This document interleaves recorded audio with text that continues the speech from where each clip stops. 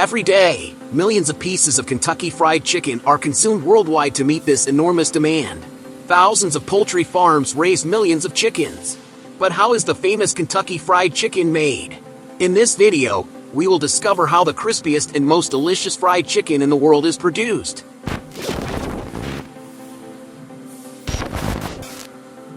KFC's fried chicken was developed by Colonel Harlan Sanders in the 1940s.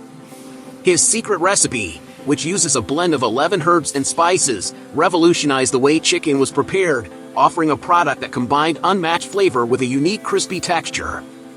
This recipe made fried chicken a popular and accessible food thanks to its easy preparation and its ability to stay fresh longer. The chicken production begins at poultry farms. Almost all chicken meat comes from the thousands of poultry farms in the United States, where over 14,000 hens are raised to produce 12,000 fertile eggs a day. The hens lay their eggs in a nest. The eggs roll forward onto an egg conveyor belt and are transferred to a transporter. The transporter takes them to this egg packing room. This is the area where the producer separates fertile eggs from those that are not. Fertile eggs are always packed with the point facing downward so that the air chamber inside the egg is positioned at the top for the chick when it hatches. They are moved from this egg collection room to a refrigerator kept at 20 degrees Celsius, where they are stored until the egg truck arrives to take them to the hatchery. Fertilized eggs go to the incubator 3 or 4 days after being laid. Hatchery workers transfer the eggs to special carts and then place them in the incubator, where temperature and humidity levels mimic natural conditions. The facility covers 14,800 square meters and currently has the capacity to incubate 1,900,000 chicks per week. The yolk, white, and shell nourish the embryo. Every hour, the trays tilt 45 degrees from side to side, simulating the way hens turn their eggs while waiting for them to hatch. The incubation process lasts 18 days, during which the embryos develop under controlled conditions of temperature, humidity, and CO2 levels. After 18.5 days, the eggs are taken out of incubation and moved onto a conveyor belt. They pass under an infrared sensor that detects overly transparent eggs, which are unfertilized. These eggs are sent to a processing plant to be turned into animal feed. Fertilized eggs continue to the next station where they are vaccinated against an avian disease. Automated needles pierce a hole in each shell and inject the vaccine into the amniotic fluid surrounding the chick. Then, a suction device transfers the eggs to hatching trays, 168 eggs per tray. Around 150 of them are expected to hatch. The rest die during incubation or have physical defects. On day 19, the chicks use their beaks to make a hole in the shell. Then, they create a horizontal line around the entire egg.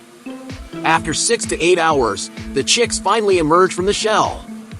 They are covered in short feathers called down, and they can walk and see.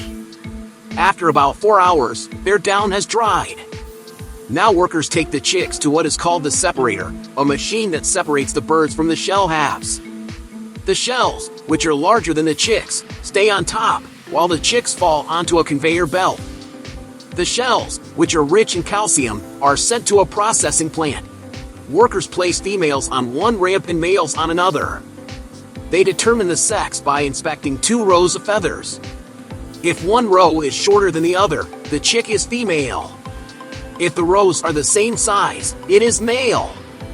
The chicks fall into specially designed transport boxes, 102 chicks per box. The chicks arrive at poultry farms from the hatchery, which is less than an hour away. During transport, the chicks travel comfortably in trailers with access to organic food during their first weeks of life. The chicks need a warm environment since they cannot regulate their body temperature yet. The barns are equipped with heaters to maintain the ideal temperature, usually 35 degrees Celsius. The barn floor is covered with absorbent materials like wood shavings or straw, providing a soft and clean surface for them to walk and rest, while keeping the environment dry. The ventilation system ensures fresh air without draft that could make the chicks sick. It also helps keep ammonia and humidity levels low in the environment. The chicks are given a special starter feed in the form of small crumbs. This feed is designed to meet their nutritional needs in the first weeks of life. It is high in protein to promote early growth. During the fattening process, the chickens are given a feed known as growth. This feed is formulated to provide high levels of protein, energy, and other nutrients necessary for rapid muscle growth and weight gain. The chickens have access to automatic feeders and drinkers 24 hours a day, so they can feed freely. This allows them to grow continuously without interruptions. Females reach slaughter weight in about 38 days. Males take 65 days when they reach a weight of about 3 kilos. Once they reach the desired weight, the chickens are taken to the meat processing plant. Next, the chickens are slaughtered and submerged in hot water tanks to loosen the feathers. After scalding, the chickens go through automatic machines equipped with rollers and rubber fingers that remove the feathers quickly and efficiently. The automatic machines remove the bird's viscera. Once cleaned, they go through a cutting line where they are separated into parts such as breasts, thighs, and wings. Workers place each chicken on a cone-shaped stand so they can use both hands. Cutting a chicken correctly is not as easy as it seems. Workers receive special training. It is crucial that they keep their knives sharp and clean them after cutting 5 chickens. The first cuts remove the wings. Incisions at the joint must completely cut through the tendon. Otherwise, removing the wing is difficult. And struggling with a slippery wing while holding a sharp tool can result in serious injury. The next cuts remove the skin and breasts. Workers pull off the skin, then pull the 2 breasts apart and make a quick incision to free them.